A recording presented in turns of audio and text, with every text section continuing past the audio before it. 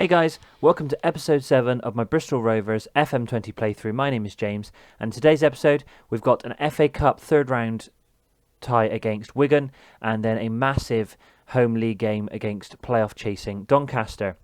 Since you're last with me, there's only been one match.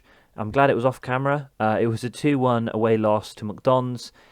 We started out quite brightly with a 13-minute Johnson Clark-Harris penalty, and it was actually quite even up until half-time. They did equalise just before the break. However, when Ollie Clark got sent off on 47 minutes, that was pretty much the end of it for us. They scored not long after that, and we had no response. We petered out, and that was the end of that game. I'm hoping it's not going to become a trend, because prior to this and the Peterborough loss, we hadn't lost in about a dozen games. And now we've come slightly up and down over the last couple of games. This is probably not the best game to be playing next in terms of the Wigan third round tie. However, with us having already met the minimum requirement of reaching the third round in the FA Cup from the board, I'm hoping the team can go into this with very little pressure on them and hopefully give a good showing of themselves. The only other news is that we've started to tie down some of our key players for next season. Jacola, we have signed down to a 2-year contract extension, keeping him with us until 2022. Ed Upson has signed a 1-year extension until next season. This was a key one for me, as he's been massively influential in that central midfield role as the advanced playmaker. And even if we go up to the Championship next season, I still feel that his experience is going to be worth keeping him here for another year. And then the final one is our vice-captain, Ollie Clark, who alongside Ed Upson has been massively influential in that central midfield. The two of them have been rocks for us so far this season. So if we get into first match of the episode, where we are playing Wigan in the FA Cup third round, it looks like they're coming into this with some strong form, so it's going to be a difficult challenge for us, especially when we look at the fact that we have both Agogo and Clark suspended. I believe they're both suspended. Yeah, they're suspended for this FA Cup tie. So that means that 2/3 of our main midfield are out for this game. So the team for today's game is going to be Jacola in goal, back four of Holmes, Dennis, Harries, Kilgore and Little.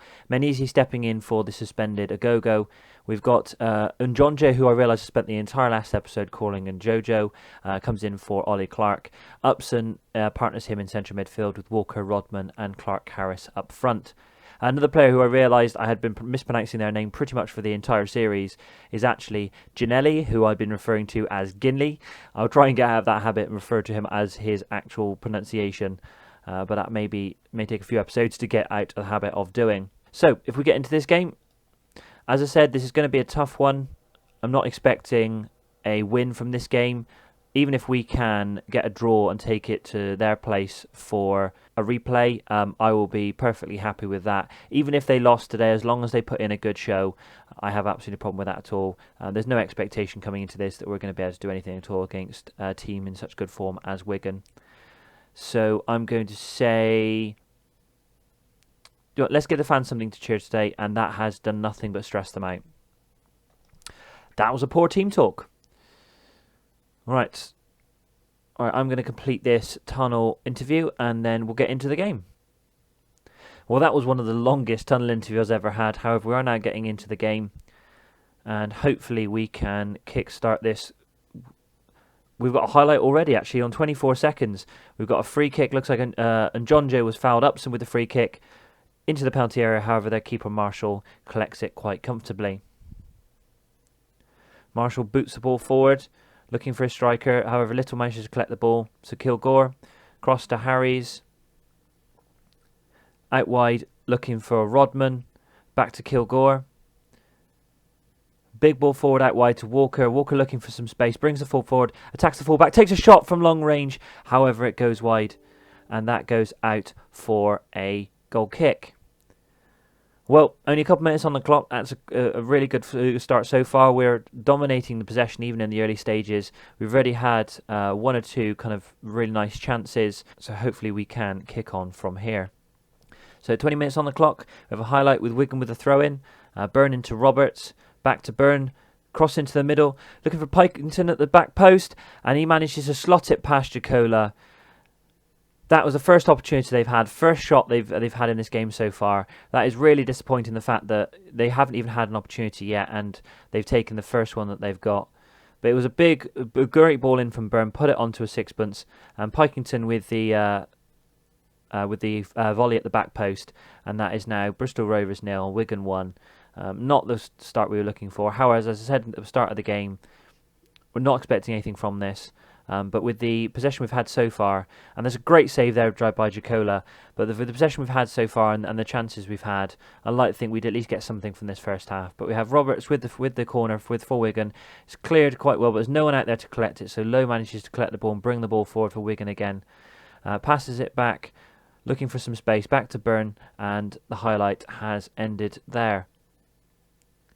So we have Rovers with a throw in, Little to Rodman. Rodman back to Upson, then back to Little, forward to Upson. Ball forward, I'm not sure who that was to, but Wigan managed to win the ball back. Starting to pass it around their defence, looking to bring it forward. Menzies manages to intercept the ball, to John Joe, to Walker. Switching the play, ball out wide to Clark Harris, who really and truly should be the one in the centre collecting the ball. He manages to lose the ball. Wigan managed to come away with it, however Menzies collects it again, then to Upson. Back out to Rodman. Clark Harris is now in the centre where he should be. Rodman trying to get the ball across, however, he's got a lot of pressure, loses the ball.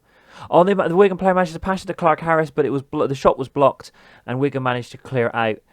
Right, 5 minutes before half-time, and we have another highlight. Little again with a throw-in to Clark Harris, who's come deep to collect the ball. Ball all the way back to Jacola. Sure, he could have found a player closer than that, but he's passed back out to Kilgore. Forward, I presume looking for Rodman, but again, a really poor pass by Kilgore. Wigan managed to win the ball and look now to bring it forward. Ball with Robson, with Grimm now out to Robinson, who's bringing the forward. Lots of space for a cross to Lowe, and that was very straightforward. We should have done much better in terms of closing those players down. I mean, Grimm managed to collect it. Had massive amounts of space. Robinson was not being marked at all. He was allowed to put the cross into the centre, and no one even challenged Lowe there. Holmes Dennis really disappointed by him. Lowe came into the box, managed to get a free header. Holmes Dennis didn't even challenge him, and now we're going in at 2-0 down at half time.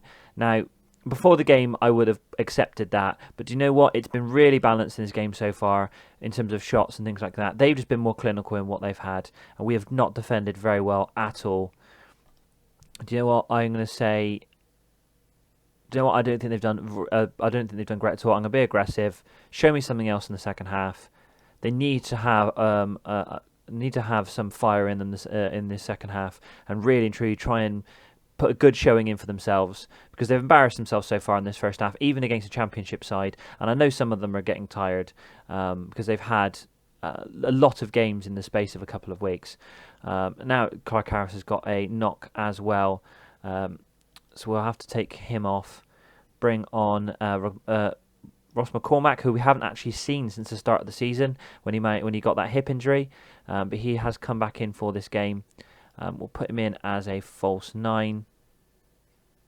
And we'll switch Walker maybe to an inside forward on attack and try and utilise McCormack as more of a deeper playing forward. And hopefully he can come on and be the spark that we need in this game. Got a couple of nervous heads. One is apprehensive. Not massively surprising because they know they should be doing better in this game. I think we'll ask for some passion. Let's really try and get them fired up. They haven't even got started so far in this game. I think 76 minutes on the clock. Let's make a couple more substitutions. Holmes Dennis had an awful game, so we'll bring on Kingsley there. He was the mistake for the second goal. Didn't even try and challenge for the ball. Who else should we bring off? And John Joe again has not had a very good game. Let's bring on Liam Sercombe for him, and that will be the 3 substitutions. I know Walker hasn't had a very good game either, but there's too many players on this side that haven't had a good game for me to better substitute them all. And as we do the substitutions, we'll come up to the 80th minute, so there's only 10 minutes to go. I think this is it. I don't think we're going to better come back from here. I'm going to push them forward to very attacking. I'm going to demand more. It seems to be that second goal has taken the wind out of them, but they haven't even got out of second gear in this game. and Wigan have had a much easier time of it than really and truly we should have let them have. But with 30 seconds on the clock, we've got a throw in with Kingsley. Even if something comes of this, only going to be a consolation. But Kingsley into the centre, easily cleared by Wigan, and that will probably be it now. But the ball with Kilgore, back out to Kingsley, into Circum in the centre, looking for the overlap. However, the Wigan managed to collect the ball again, and then they bring it forward. And their striker managed to collect the ball, bring it forward. No one challenged him at all. Giacola manages to make the save, but that about sums up this game. He was given absolutely no challenge at all coming through our central defence there, and that is really disappointing. I expected at the beginning of the game to lose, but I felt we should have done better than that. They weren't as difficult a challenge as I think that it felt like it would be before the game. I'll be assertive. I'm not happy. We had a great opportunity there against a side that wasn't really pushing us. It was a couple of very basic errors from defensively that have cost us that game. Luckily, it was only the FA Cup, and we'd already completed the vision set out by the board. However, that does now mean that is 2 losses on the trot. I'm hoping this is not going to become a trend. So I'm going to play the West Ham Under-23s leasing trophy game offline, and we'll come back for the really important home game against Doncaster in the league, who are also pushing for playoffs the same as us. Hopefully we can bounce back with a win, but it's going to be another tough fixture for us. Just so I pick this up for anyone who was worried about Johnson Clark-Harris having gone off in that last game. He's only out with a tight hamstring for 1 to 2 days. I won't play him. I won't risk him for the leasing trophy, but he should be back fighting fit for the Doncaster game next Saturday. So we've just played the West Ham game in the leasing trophy. I think that's much more like it. 4-0 win, really well played. We dominated pretty much from the start, and with £40,000 also going into the kitty as well. Not a bad day's work. On to the Doncaster game. So here we are, Bristol Rovers versus Doncaster at home at the Memorial Stadium. Looking at this, we've got 2 teams that are inconsistent when it comes to form. So it might be even the best time to really be playing them. The odds say that we are 6-4 to win, which hopefully we can live up to. I did rotate for the previous game, so hopefully we managed to save a few legs by resting them in that game. However, there were a couple of standout performances in that game that have meant that there's a slight change to the team today. However, it's still Giacola in goal. We have Kingsley come back in for Holmes Dennis. Harries, Kilgore and Little make up the back 4. Agogo comes back after his suspension, along with Clark, and then Upson partner him in central midfield. We then have Tomlinson making what I believe is going to be his first start. Let's have a look. No, he's had 1 start already, but it'll be his only second start of the season, coming in there on the left-hand side after a fantastic performance in the leasing trophy. Ginelli on the right-hand side, I almost called him Ginley again. And then I'm taking a bit of a risk, and I'm hoping I don't regret this. We're going to start Phillips up front, and the main reason I'm doing that is because I cannot ignore that form in the last 5 games. An 8.88 average rating. He's done 7.50 average rating so far this season, and I know a number of those will be in the under-18s where he's been playing for the last couple of games. However, I really want to give him a chance to see if he can do something, because you know what, Clark-Harris hasn't played well in the last 5 games. He's dropped off slightly. I know he's on 22 goals for the season, so I can't really complain there. But especially as he was rested for the last game because of an injury, bring him onto the bench. We can bring him on if we need to. I'm hoping Phillips takes his opportunity to shine. So let's get into the match. So Doncaster playing the same 4-1-4 formation as we are. So we're matching up there as well. Yes, definitely, I think consistent manager. Yeah, let's pick up from where he did left off last time. Even if it was against the under-23s for West Ham, it was still a very good win and a very good performance from the boys as well. So hopefully they can carry this over into this match and get ourselves another win and get back to winning ways. Well, we only got 5 minutes to go to half-time. We've not had a single highlight yet. It does mean, obviously, that we haven't conceded, but it also means we haven't scored, unfortunately. Coming into that, both teams have only had 1 shot on target. We've had a couple of chances. It seems to be a very edgy fixture so far, and I think that is probably the main reason why we haven't had a highlight yet, is because we're struggling for opposition. struggling for possession, sorry, in the opposition's half. Let's see if we can give them a bit of encouragement. Actually, do you know what? I'm going to go with my assistant manager. Far from pleased with I saw the team. Couple of them, one is demoted, one's stressed, but I think this is a game we really need to be winning if we want to give ourselves any chance of being in the playoffs. And I know the fact that we shouldn't be anywhere near the playoffs as we were expected to be in the top half. However, we do have a highlight here. A corner with Upson out to Kingsley, cleared twice by Doncaster, and then Doncaster come away with the ball, looking to counter-attack. Ginnelly does really well to come back and collect the ball. Ball now with Kilgore, and then Harries to a go-go. Back out wide to Tomlinson. He's got Kingsley on the overlap, looking for the ball into Thompson to the penalty area.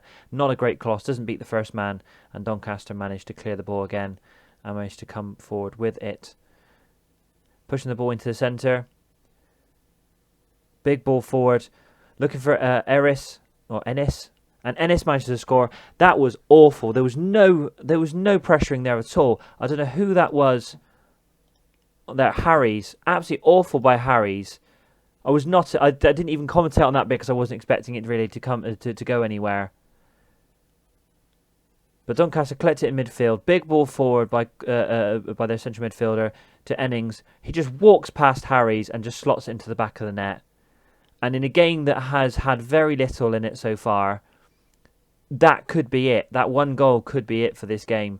We've got a corner with Upson. Doncaster clear it again. That's 2 corners from Upson now that have not really made anything at all. And Doncaster have now got the tails up. They're pushing forward. There's a good chance this is going to be a second. And Ennis, and a good save by Jacola down to his right-hand side. I think we need to make a couple of changes now before this becomes too damaging. Agogo's on a 6.5, so I'm going to push Clark back into defensive midfield. And let's bring on and John Joe. Hopefully he can provide the spark that we need. Ginnelly hasn't played very well either, so we'll bring on Rodman on that right-hand side. Actually, what we're going to do is I think actually be more effective. The Phillips experiment we'll have to abandon. We'll bring on Clark Harris, hopefully to disrupt their back line, and we'll leave that substitution. More than likely will be Ginnelly coming off at some point for Rodman, but we'll leave him on for the time being to see if we can make a bit more with Clark Harris up front. With half hour to go, it's only the 1 goal in it. Hopefully we can... I'll be happy with a draw from this game. For how close it is at the moment, a draw is going to be better than a loss. However, we have a highlight, and John Joe with the ball, out wide to Ginnelly. Ginnelly looking to redeem himself, bring the ball in. Tomlinson's only player there with the ball, puts it back into Clark Harris. Oh, and Clark Harris just heads it over. It's probably one of our best chances so far in this game, probably one of the only chances we've had so far in this game. I think they're looking frustrated. I think I'm going to ask for some passion. Let's push forward as well. Let's go very attacking. I think Ginnelly's done enough in that one highlight to stay on. So we've got the ball with Kingsley. Passes it across back to Harries. Harries to Upson. Upson, another bad ball by Upson. He's not had a very good game at all. However, he collects the ball again. Back to Harries. Forward to Tomlinson. Tomlinson, big ball to Clark Harris. Oh, and Clark Harris for a second time in 2 highlights. Puts the ball over. He's getting some pressure from the central defender there, but you'd hope he'd have done a little bit better with that. Let's get creative. Come on, let's inspire the guys. Let's try and get this goal. We've got to throw in with Kingsley. Kingsley to Tomlinson. Tomlinson loses the ball. Clark Harris collects the ball, puts it into the centre to Upson. Oh, and Upson makes the keeper make a save. Oh, I thought he was going to score one of his worldies from outside the box there. Upson with the corner, though. Can he make this a better corner? Clark Harris, yes! There we go! Clark Harris. Proving to me that I should have put him on from the start. I shouldn't have put Phillips ahead of him. And Clark Harris, from a corner. Upson's managed to redeem himself as well from a couple of poor corners. Clark Harris manages to bring the ball under control with his foot in the middle of the penalty area and slots it past their goalkeeper. And that is it, 1-1. I'll take that from this game.